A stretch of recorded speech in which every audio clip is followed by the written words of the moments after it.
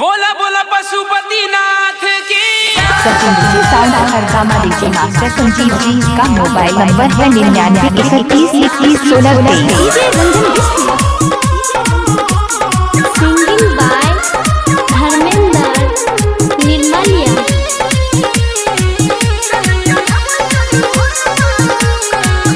भौजी साहबन में काबर उठा के जल चढ़ब चल भोरबा में। भौजी साहबन में काबर उठा के जल चढ़ब चल भोरबा में।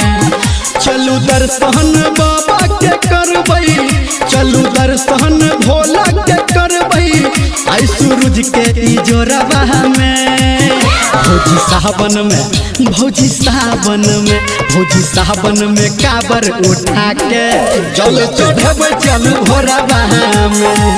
भौजी साहबन में काबर उठा के जल चढ़ब चल भोरबा में।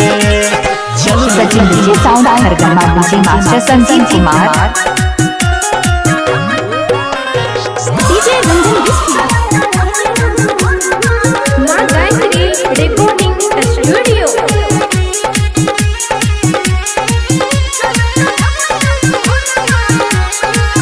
भौजी देर ने करू तैयारी अखन, झट पहिरू न सारी आब जेबै कखन। सचिन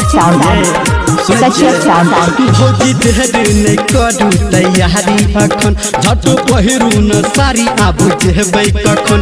हम ठाढ़ छी अहाँ ले भौजी, हम ठाढ़ छी अहाँ ले भौजी, आए अहाँ दुआरबा में। भौजी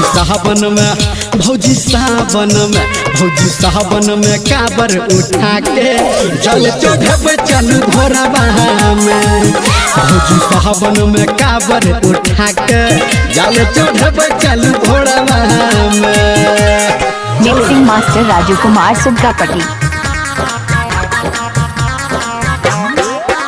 mixing master Raju Kumar Suggapatti. Singing by Dharmendra Nirmaliya.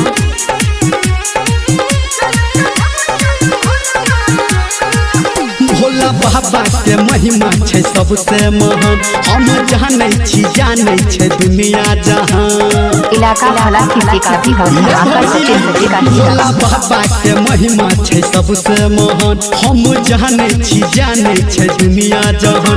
Dharmendra को हैया ये भौजी, धर्मेंद्र को हैया ये भौजी, गीत गाब के निहोरबा में। भौजी साहबन में काबर उठा के जल चढ़ब चल भोरबा में। भौजी साहबन में काबर उठा के जल चढ़ब चल भोरबा में।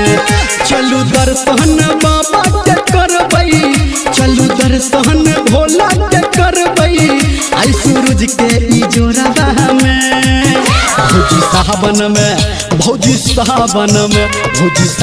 में काबर उठा के जल चढ़ब चल भोरबा में। भौजी साहबन में काबर उठा के जल चढ़ब चल भोरबा में। Sachin ji sound Harkama DJ master Sanjeev Kumar.